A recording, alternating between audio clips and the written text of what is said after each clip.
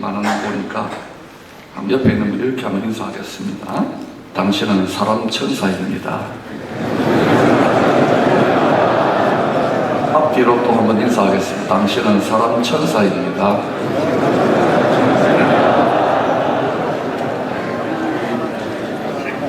하나님이 고달프고 죄 많은 이 세상에서 우리에게 예수를 믿고 하나님의 자녀, 하나님의 상속자, 이체 자녀로 살라고 하시는 것은 아마도 사람 천사처럼 살라는 뜻이 아닌가 생각합니다. 사람 천사됨의 특징은 강단에 선포되는 설교의 말씀을 하나님의 말씀으로 잘 듣습니다. 잘 안 듣는 분은 사람 천사 아니라고 생각할까요? 성경은 생수의 근원 예수님을 계시하는 책입니다. 성경은 정한무한 영원토록 복음이 되시는 예수 그리스도에 대한 말씀입니다.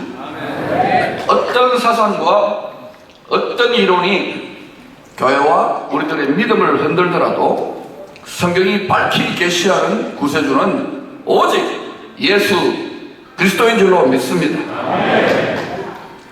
창세기 1장부터 요한계시록 22장까지 생명샘물이 흐르고 있습니다. 생수의 강이 아무리 이 세상이 혼탁해져 가고 이런저런 어려운 일들이 있다 하더라도 생수의 강, 의의 강은, 영원한 생명의 강은 도도히 흐르고 있습니다. 어떤 사람도, 어떤 권력자도 이 흐름을 막을 수는 없습니다. 좋은 열매를 맺지 못했던 중세기 유럽은 14, 15세기에 걸쳐 큰 위기를 겪게 됩니다. 좋은 열매를 맺지 못하면 항상 큰 위기가 오는 것입니다.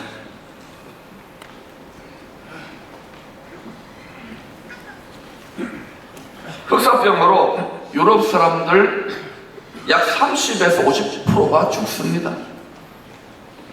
당시는 전부 다 로만 캐톨릭, 소위 종교개혁이 일어나기 전에 중세기 교회 시대였는데 거의 30%, 50%가 죽어요. 동로마 제국은 오스만 투르크 이슬람에 의해 멸망당합니다. 당시 중세기 교회도 3명의 교황으로 분열하여 악의 다툼을 벌였습니다. 소위 서구 기독교 사회의 총체적인 위기에 들었습니다. 이런 암울한 시대에 근원으로 돌아가서 위기를 극복해보자는 각성운동이 일어납니다. 이번 전국 장로 후임에도 다시 말씀으로 돌아가자.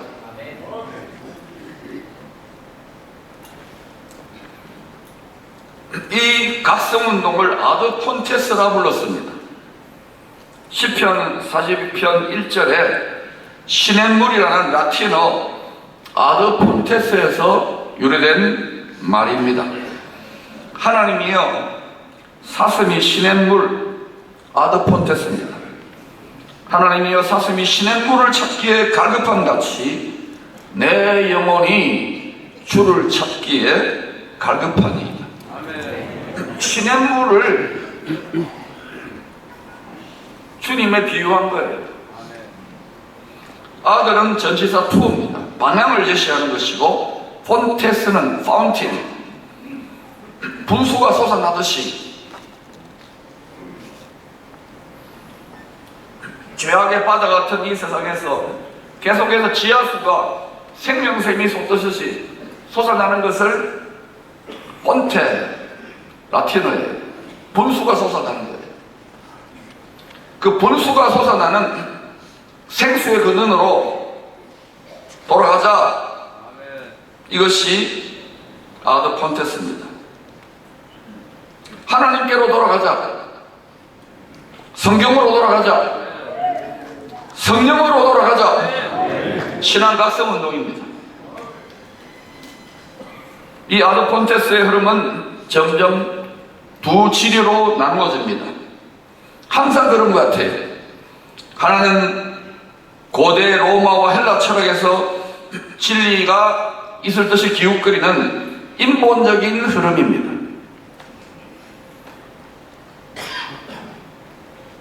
이런 흐름이 14, 16세기 르네상스, 18세기 계몽주의로 나타납니다. 교회의 잘못과 좋은 열매 맺지 못한 일들에 대한 하나의 반동이죠. 지식인들, 지성인들. 더 나아가 이것이 19세기 자유주의 신학, 인본적인 신학의 사상적 배경이 됩니다. 또 하나의 흐름은 하나님의 말씀인 성경으로 돌아가자, 성령으로 돌아가자는 것입니다. 이 생명수의 시냇물이 종교개혁으로까지 이어집니다. 우리가 잘 아는 종교개혁의 핵심 강령, 오직 성경으로 솔라 스크립투라는 초기 아드폰테스의 업그레이드 버전입니다. 우리는 그 물줄기를, 그 생수의 물줄기를 이어받고 있다는 것을 절대로 잊어서는 안 될 것입니다. 요한복음 4장 14절에서 내가 주는 물을 마시는 자는 영원히 목마르지 아니하리니 내가 주는 물은 그 속에서 영생하도록 솟아나는 샘물 폰테스가 되리라. 우리 속에 생명수가 솟아나야 좋은 마음같입니다. 우리는 좋은 씨, 복음의 씨를 받았던 천국의 아들들이기 때문에 생명수를 만나지 못하면 시들시들해집니다. 쭉쟁이가 되는 거예요. 성경은 사람에게 영과 혼과 육체가 있다고 증거합니다. 이 세상의 사람들은 그저 육체의 생명이 전부 다 있냐, 한 100년 남짓, 또 요즘 세계적인 재벌이나 또 엄청난 지식인들이 영생기술, 영생비즈니스를 원합니다. 이때가 어떤 때인지를 분별해야 돼요. 많은 사람들을 미혹하게 될 것이고 특별히 우리의 다음 세대들을 미혹할 가능성이 높아요. 영생은 오직 생수의 근원이신 하나님께서 주시는 것입니다. 죄로 인하여 사망이 왔다는 것을 알아야 돼요. 죄의 문제를 해결하지 않고서 영생 부활 천국 없습니다. 오직 예수 그리스도가 십자가에 피 흘려서 그 희생양의 가죽옷을 뒤집어 씌워졌기 때문에 우리의 부패한 죄와 허물을 덮고 생수가 흐르는 아버지의 본향집에 나아갈 수 있는 것입니다. 영혼육이 있기 때문에 영혼육 세 가지 차원의 목마름이 사람에게 있습니다. 육신적으로 목마르면 시원하게 냉수 한 사발 마시면 해결이 됩니다. 그러나 어디 그것만으로 우리가 해결됩니까? 사람에게는 육신적 목마름을 넘어 혼적 목마름이 있습니다. 정신적인, 정서적인, 지적인 목마름입니다. 이 혼적인 목마름을 채우고자 학문, 연애, 예술, 또 취미 등등 여러 가지 활동에 몰두합니다. 그걸 사람들 힐링 받았다 그래요. 성도도 힐링 받았다 그래요. 거기에 낙을 찾아야 정신 차려야 될 때입니다.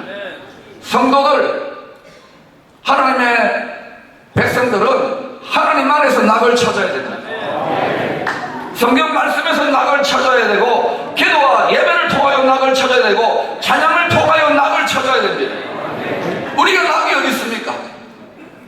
저도 이제 보세요. 여기 단풍 좀 들어가잖아요. 여기 단풍 든 청년들이 제법 많아요. 인생 속지 맙시다. 하나님 말씀이 낙이 될 때 얼마든지 우리 마음에 해와 같은 기쁨이 있는 거예요. 평강이 있는 거예요. 안식이 있는 거예요. 소망이 있는 거예요. 앞으로 이 세상은 점점 더 흔들릴 것입니다. 성경대로 가고 있는 것입니다. 큰 기쁨에 좋은 소식을 전해준 사람들은 사람이 아니죠. 천사가 전해줬어요. 하늘에서 파송된 천사 입장에서는 큰 기쁨의 좋은 소식이에요. 그런데 땅에 있는 우리들은 큰 기쁨의 좋은 소식을 받아놓고도 하나도 안 기뻐요. 목회 보니까 장로님들 교회에서 장로일하니까 힘들지, 어렵지요. 교회를 충성하고 자식들 돌보고 직장생활도 하고 비즈니스도 하고 사람 천사가 되어갈수록 우리의 육신의 정욕과 헛된 소망들이 벗겨질수록 하늘의 관점, 하늘에 속한 천사들처럼, 사람 천사들처럼 성령으로 옷 입고 이 세상 사람들이 줄 수 없는 복음의 영광, 큰 기쁨의 좋은 소식을 우리의 삶으로 표현하는 거예요.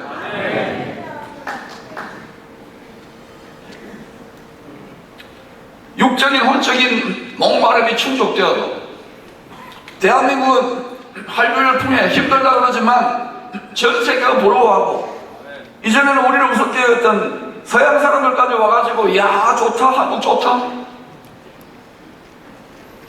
한류열풍은 일미. 이제는 한국 하면 세계 어디에 붙어 있는지도 모르는데 다 한국 합니다. 안타까운 것은 우리가 이 세상의 즐거움, 한국이 잘 사는데 도취될 것이 아니라 이 세계적인 영향력을 가지고 우리 자신은 물론이고 우리 다음 세대에게 주님이 말씀하신 열방에 복음을 전구하는 성령의 권능받은 적임들로 우리 생활 전체를 통해서 나아가야 할 때가 아닌지요. 복음을 전하지 않으면 화가 있다 그랬어요. 바울에게만 적용되는 것이 아닙니다. 그리스도의 몸이 된 교회, 그리스도의 간절한 소원은 너희들은 내 몸 아니냐? 복음을 전해다오. 이것도 이 모임도요, 교제하고 좋은 말씀 듣고 그걸로 끝나면 안 돼요. 성령의 권능을 옷 입고 회진 우리의 정신적인, 영적인, 신앙적인 기강을 찾고 각자의 생활 전선에서, 교회에서, 지역사회에서 복음 전하기를 위해 힘써야 되는 거예요. 사도행전 15장의 최초의 예루살렘 총회는 이방인들에게 복음을, 선교를 제대로 하기 위해서 성령 안에서 하나 된 성총회였습니다. 그 어떤 대의명분도 이 모임의 목표를 거스를 수 없는 거예요. 그것이 하늘에 있는 장자들의 총회의 목표에 부합하는 것입니다. 지금 우리는 장자교단, 교회에서 가장 장자급에 해당되는 어른들이 여기 다 모여 계십니다. 하늘에 속한 장자들의 총회, 하나님의 보좌 앞에 선자들처럼 성령으로 옷 입고 말씀으로 옷 입고 생활로서 복음 전하는 일에 전심전력해서 우리 다음 세대들이 그 길을 밟아올 수 있도록. 힘든 길입니다. 눈물 나는 길입니다. 그러나 기쁨으로 하늘 영광을 바라보고 이 길을 걸어갈 수 있기를 격려합니다.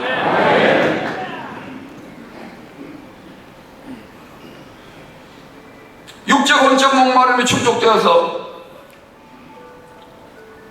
복음을 전해도 사람들이 잘 받아들이지 않아요. 성도들도 하나님 말씀 우습게 여겨요. 바로 이럴 때 그럼에도 불구하고 결코 채워줄 수 없는, 이 세상에 어려도 채워줄 수 없는 깊은 내면의 목마름, 영적 목마름이 있다는 것에 집중해야 됩니다. 이것은 바로 영원한 생명에 대한 갈망, 영의 갈망인 거예요. 아둥바둥 돈과 권력과 인기와 명예와 모든 걸 다 움켜졌다 하더라도 솔로몬 대표 선수가 보여주고 있잖아요. 어떤 것입니다. 갈망을 느끼는 거예요. 그래서 솔로몬은 나중에 지혜의 근본, 생수의 근본이신 하나님 앞에 엎드려 절함으로 그 영혼이 긍휼을 입었지만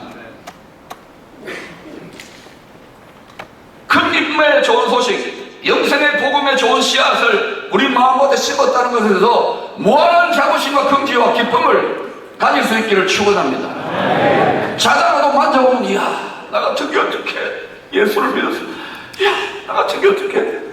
이 감격과 고백이 있기를 축복합니다. 그래야 세상과 구별이 되는 거예요. 구별이. 성령 안에 구별이 되는 거예요. 말씀 안에 구별이 되는 거예요. 사슴이 신의 물을 찾기에 갈급함 같은 영의 목마름이 있는 자들이 주님을 간절히 찾고 또 찾습니다. 저는 오늘 이 새벽에 장로님들 이렇게 자리를 빽빽하게 채우신 분들을 보면 엄청난 감동을 받습니다. 나이를 다 30씩 깎았습니다.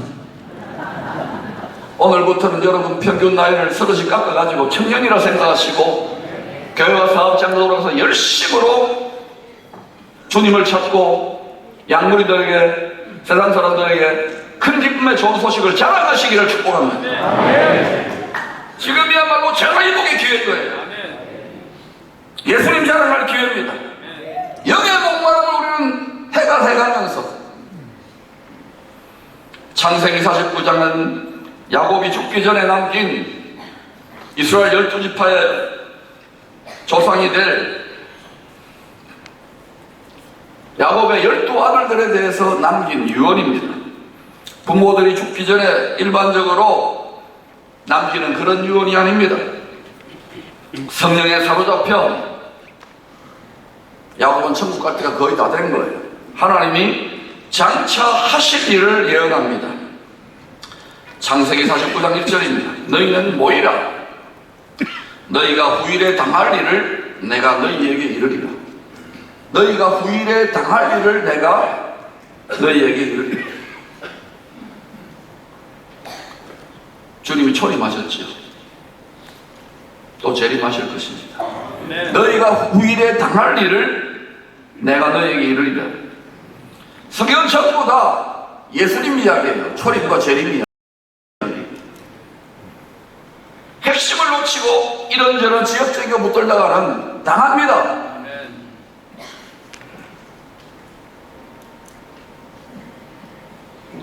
어제나 오늘이나 영원토록 큰 기쁨의 좋은 소식, 영원한 생명 주시는 예수님을 중심으로 이 영적 아비의 유언을 살펴봅시다. 야곱의 유언은 이스라엘 12지파를 통하여 창세전부터 예비된 구세주 예수님을 통한 하나님의 구원 계획의 청사진입니다. 야곱의 12아들들 중에서 유다를 조상으로 하는 유다지파에서 예수님이 태어납니다. 혈과 육으로는 야곱 족속 유다지파 다윗 왕의 혈통으로 오셨지요. 근데 요셉은 혈과 육이 아닌 하나님의 뜻을 이루고자 야곱 족속에게 속하지 않고 이방인 구원을 위하여 택함을 받은 그릇입니다. 즉 야곱의 12아들들 중에 이스라엘과 이방 나라들 열방을 말하지요. 이스라엘과 이방 나라들의 구원자가 되실 분의 배역을 잠시 맡은 주인공이 된 것입니다. 요셉에 대한 야곱의 예언은 세 가지 차원으로 해석할 수 있습니다. 첫 번째, 야곱 족속 이스라엘과 요셉 족속 이방인의 남은 자들이 예수 안에서 하나님의 한 가족으로 화목하게 될 것에 대한 예언입니다. 지금은 야곱 족속 이스라엘과 그들은 가정적인 개인적인 장자가 아니라 민족적인 장자입니다. 특히 아브라함의 시인 이스마엘과 또 야곱과 에서 속에서 이슬람과 이스라엘이 엄청나게 한 가족의 싸움을 하는 거기에 열방 모든 민족이 엮여 들어갈 것입니다. 그러나 분명히 예수 안에서 성경대로 하나님의 한 가족으로 화목하게 될 것에 대한 예언을 이 야곱의 12아들 예언이 이야기하고 있는 것입니다. 두 번째, 장차 하나님의 원수된 죄인들을 구원하기 위한 화목 제물로 드려질 주님에 대한 예언입니다. 주님이 우리에게 주신 복음의 말씀은 율법의 말씀이신 주님 자신이 십자가에 깨뜨려져서 죄와 사망, 사람들의 죄를 정죄하는 법이 아니라 사람들에게 생명을 주고 은혜를 주고 덮어주는 생명의 성령의 복음이 되신 것입니다. 우리에게 화목케 하는 말씀을 주셨어요. 화목의 제물이 되어야 되는 거예요. 사랑하는 장로님들, 세상 살고 또 한 가문으로 한 가족으로 또는 직장에서 사업장에서 심지어는 교회에서 마음에 안 드는 일들이 자꾸 생겨날 거예요. 요셉이야말로 대표 선수 아닙니까? 예수님이야말로 대표 선수 아닙니까? 그런데 요셉도 예수님도 화목 제물의 삶을 어떻게 살아야 되는지를 보여준 거예요. 말이 아니라 눈으로 보여준 것입니다. 쉽지는 않지만 하나님의 영의 권능을 못 입으면, 예수의 영에 씌이면 우리 힘으로는 안 돼요. 악독이 올라오기 때문에. 예수님이 씌이면 내 자아를, 나의 선악지식 판단을 반납하고 하나님의 화평케 하는 말씀의 직분자 역할을 감당하게 되는 거예요. 사랑하는 장로님들은 이번에 은혜를 받고 지역교회로 돌아가셔서 장로님들이 가 섬기는 곳마다 화평케 하는 일들이 일어나기를 축원합니다. 교회는 완전한 곳이 아니에요. 우리 몸이 완전하지 않듯이 그리스도의 한 몸이지만 여기저기 병들고 상처나고 찢깁니다. 심지어는 암이 생기기도 합니다. 그러나 분명히 예수 그리스도와 한 몸 된 자들이 영원한 생명의 복락의 주인공이 될 것입니다. 그래서 예수 믿는 것이 이 세상의 관점으로는 불쌍해 보일지 몰라도 영생부활 천국의 관점에서는 가장 큰 기쁨의 좋은 소식이 맞습니다.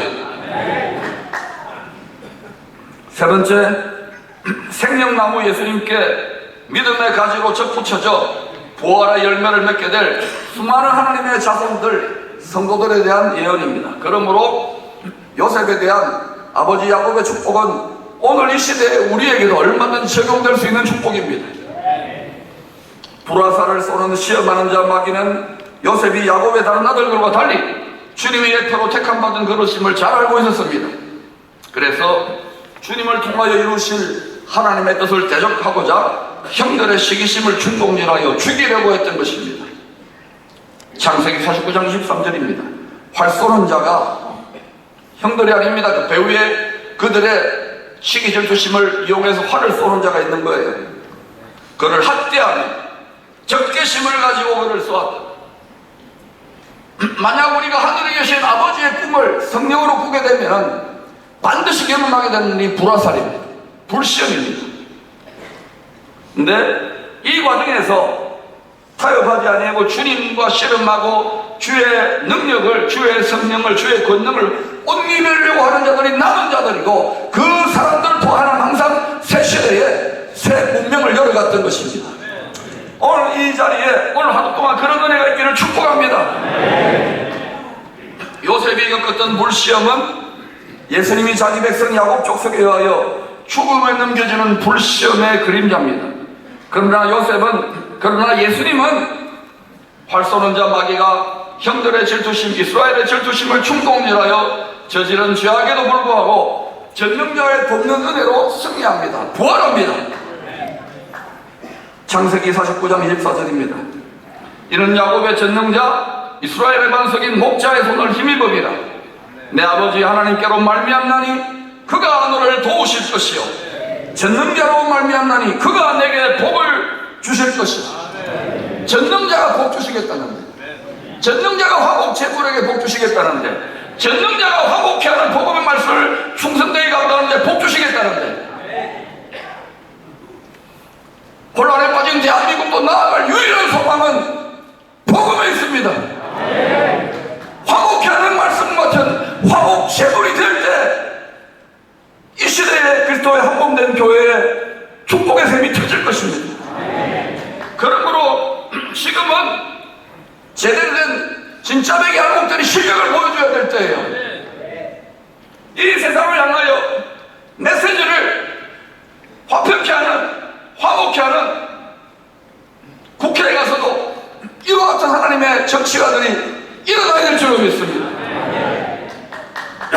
바울도 예수 안에서 하나님의 상속자로 부름받은 성도들이 원수의 불시험을 이기고 넉넉히 이길 수 있음을 담대히 선포합니다.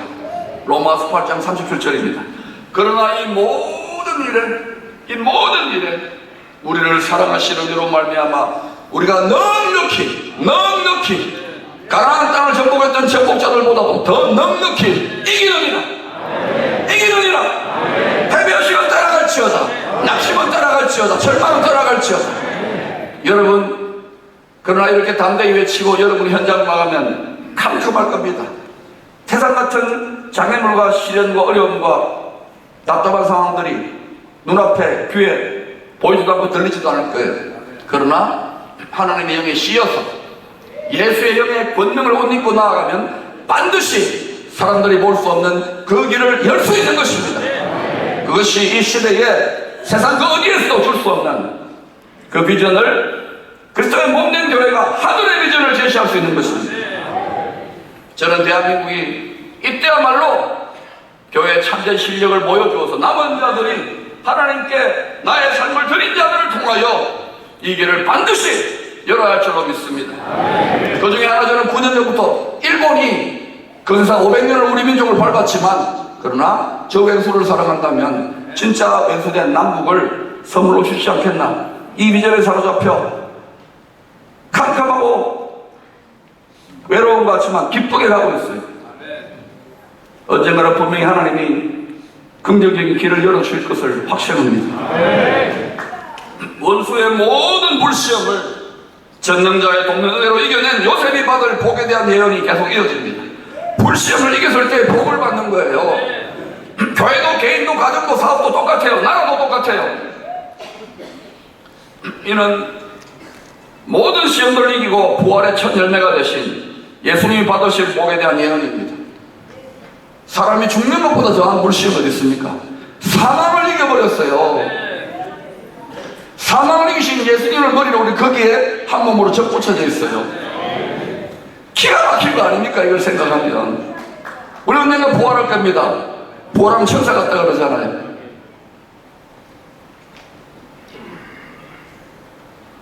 또한 원수의 불시험을 믿음으로 이겨낸 연단된 성도들이 받을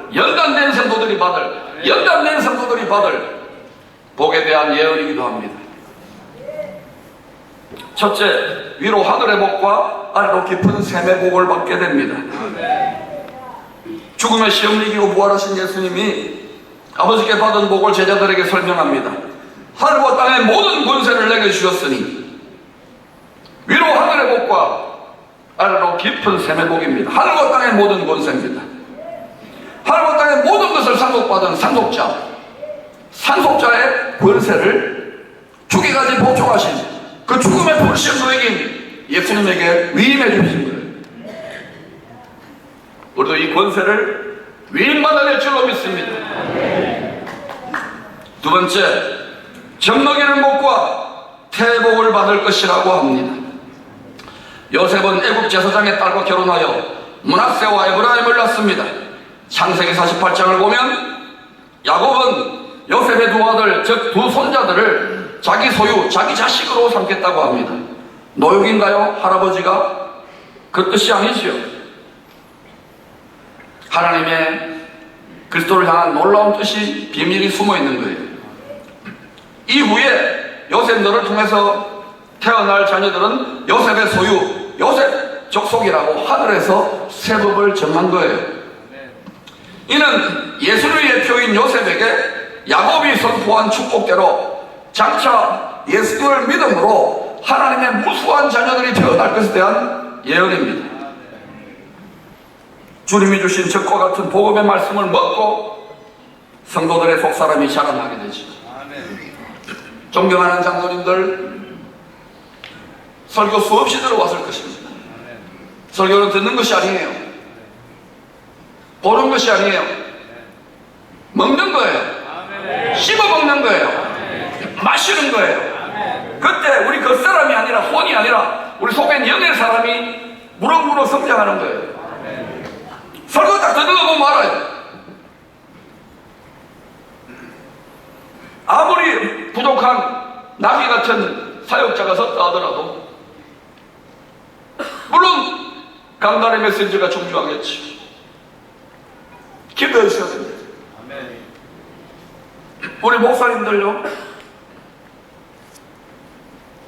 세상에 온갖 세속의 말의 씨앗들, 지식의 씨앗들이 막 뿌려져가지고 성도들의 마음까지 다 숙제밭이 되어 있는 데다가 성경도 잘 안 읽잖아요. 기도도 안 하고 거기에다가 복음의 씨를 뿌리면 다 지쳐가지고요, 이걸 밭갈이하고 밭을 갈아엎어가지고 복음의 씨를 뿌려서 열매를 좋게 나게 하는, 농사 중에 제일 힘든 농사가 사람 농사고 자식 농사더라고요.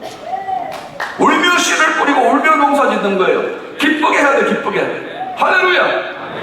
이 어려운 직무를 맡은 목사들 부족하지만 그들 도우라고 여러분을 세워놓았다는 것을 기억하시길 바랍니다. 우리 목회자들의 부족함을 여러분이 메꿔주셔야 되는 거예요. 세 번째, 영원한 산이 하늘 없음같이 복이 요셉의 머리로 돌아갈 것이라고. 한없는 복이에요. 부활하신 예수님이 영원히 한이 없는 생명, 한량없는 만복 근원이 되심으로 이 축복도 성취되지 않습니까? 반드시 하나님 말씀만이 서게 될 것입니다. 이 세상도 육체정도 다 뒤로 따라가지만 오직 예수 그리스도의 말씀, 여호와의 말씀만이 영원히 서게 될 것입니다. 그렇다면 예수님의 표인 요셉이 원수의 모든 불시험을 이기고 한량없는 이 복을 받게 된 비결이 무엇일까요? 그 비결이 22절에 나옵니다. 요셉은 무성한 가지, 곧 샘 곁에 무성한 가지라. 그 가지가 담을 넘었도다. 이 말씀에서 샘이라는 단어에 주목합시다.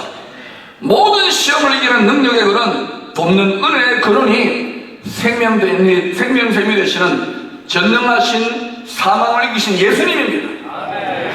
즉 생곁은 생수의 근원 예수님 곁을 의미합니다. 예수님이 영생하도록 솟아나는 샘의 근본이에요. 믿음의 조상 아브라함, 이삭, 야곱이 다 일생 동안 우물을 파는 삶을 살았습니다. 이 믿음의 조상님들은 인생 노년에 후반전에 다 장로님들 같은 이런 나이대 정도 되었겠죠. 지금은 뭐 평균 수명이 훨씬 짧아졌지만 인생 노년에 다 부엘세바, 따라합시다. 부엘세바. 맹세의 우물 도시에 살았습니다. 부엘세바는 맹세의 우물 도시입니다. 믿음의 조상님들이 노년에 구했던 맹세의 우물 도시 부엘세바는 우리 믿음의 후손들에게 어떤 교훈을 주고 있습니까? 하늘의 새에 든 동산, 생명수의 강에 흐르는 하나님의 보좌까지 포기하지 말고 낙심하지 말고 신령한 우물을 파는 경건의 삶을 본으로 보여주신 것입니다. 세상이 편하고 화려해지고 좋아지니까 기도하지 않는 분들이 너무 많아요. 이 자리에 온 장로님들 한 분도 그런 분이 없겠지만 목이 터지라고 외쳐도 신령한 우물 파는 삶의 본을 양구리들은 제외놓고 자기 자손들과 자기 자녀들 다음 세대의 본을 보여줘야 될 것입니다. 지금 이 시대는 오디오 시대가 아닙니다. 비디오, 유튜브 시대, 유튜브. 작년도 유튜브 보죠. 저도 유튜브 봐요. 설교 듣고. 백문이 불여일견인 거예요. 뭔가 유튜브로 보여줘야 되는 시대입니다.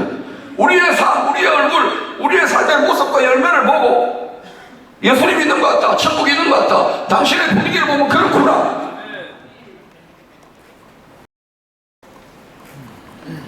여러분, 세상 사람들은요, 그래도 마지막 최고의 보루가 우리는 이렇게 썩어질 대로 살아도 당신들은 썩지 않아야 되잖아, 비치잖아, 이런 의미로 우리를 눈을 부릅뜨고 보고 조금만 잘못하면 공격한다고요. 그럼 여러분, 주님이 이 세상 죄에 대한 우리의 허물을 때문에 짊어진 주님의 수치, 주님의 십자가, 시고 가벼운 멍에를 짊어지고 우리는 안 돼요. 힘들고 어렵고 괴로워서 예수의 영의 권능에 씌어서 그 기쁨에 도취되어서 이 길을 걸어가야 될 줄로 믿습니다. 장들 축하드려요. 하늘의 상급이 얼마나 많겠어요. 벌써 뭐 100발의 멸류관까지 다 쓰신 분들도 있는데, 그러나 지금부터가 중요해요. 하나님이 이 민족을 축복하시고 풍요롭게 한다면 그걸 우리는 이 세상 헛된 정욕을 위해서 다 쓰고 말 것입니까? 하늘의 영광과 멸류관을 위해서 우리 육체의 남은 때를 최선을 다하여 충성할 수 있기를 축원합니다. 그것도 기쁨으로 해야 돼. 기쁨으로. 교회 어른이 된 우리들이 다음 세대들에게 말씀과 기도로 신령한 하늘의 우물을 파는 삶의 본으로 보여줘야 될 때입니다. 말해가지고 듣는 시대가 아닙니다. 어른들의 신령한 우물 파는 모습을 보면서 어린 시절 보낸 요셉, 오랜 시험의 골짜기를 지나면서도 어른들의 본 게 그거니까 생명샘이 솟아나는 은혜의 보좌까지 계속 우물을 팠습니다. 17세 요셉이 얼마나 많은 눈물과 낙심과 좌절과 의심을 했겠어요. 그런데도 본 게 어른들한테 본 게 그거니까 웰세바를 했다. 주님이 피로 맹세한 하늘의 우물이 있다. 생수의 근원이 있다. 아들 품새 센 거예요. 낙심하지 말고 낙심하지 마시기를 축원합니다.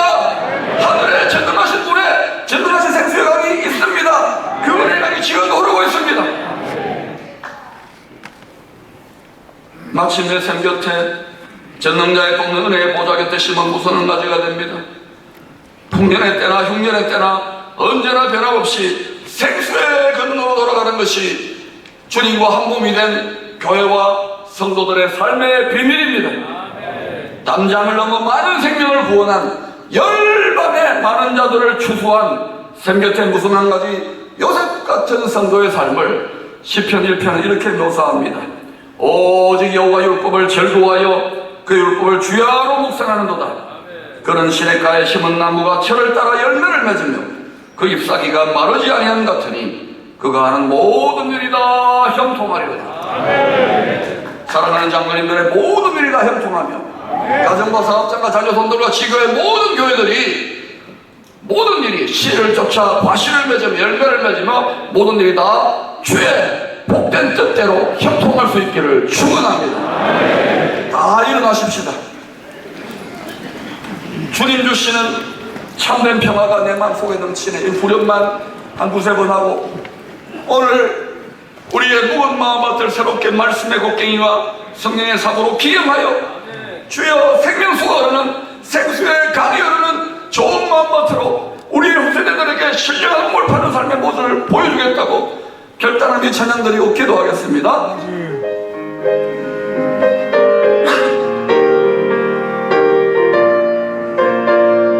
하나님 연애를 합시다.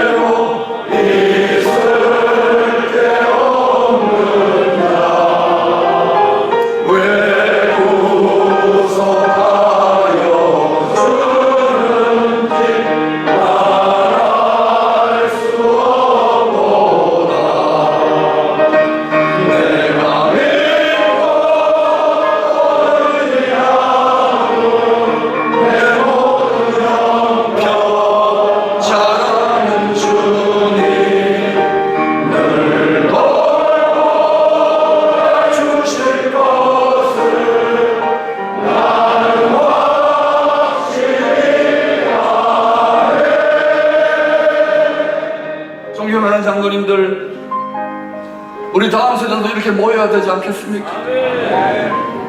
우리가 신령한 우물을 파는 삶의 본을 보여주십시오.